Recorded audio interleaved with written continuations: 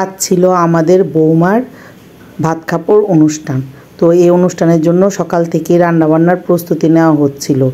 এখানে সব রকমের আয়োজনই করা হয়েছিল। আর এই যে ভাত কাপড়ের থালাটা আমি সুন্দরভাবে নিজের হাতে সাজিয়ে রাখলাম ওদের জন্য। অনুষ্ঠানটি হয়েছিল বিয়ের পর দিন। পুরোটা অনুষ্ঠানই ঘরোয়াভাবে হয়েছিল। এই তো এইখানে ভাত কাপড়ের আয়োজন চলছিল। অনুষ্ঠান শুরু হলো। ছেলে প্রথমে বৌমার হাতে শাঁখা সিঁদুর তুলে দিল, তারপর ভাত কাপড়ের থালাটি তুলে দিল।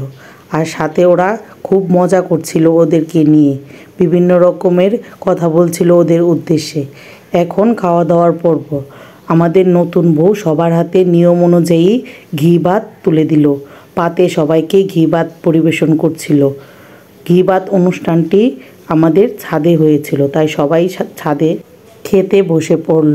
তো এক এক করে মোটামুটি সব মুরব্বিদের পাতেই বৌমা ভাত তুলে দিল। এই অনুষ্ঠানটি আসলেই মুরব্বিদের উদ্দেশ্যে করা হয়। আর এখানে সবাই ভগবানের নাম নিয়ে খাবার খাওয়া শুরু করলো।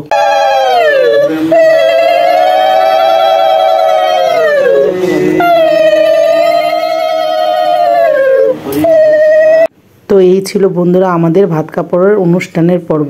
সবাই ভালো থাকবেন। ধন্যবাদ বন্ধুরা।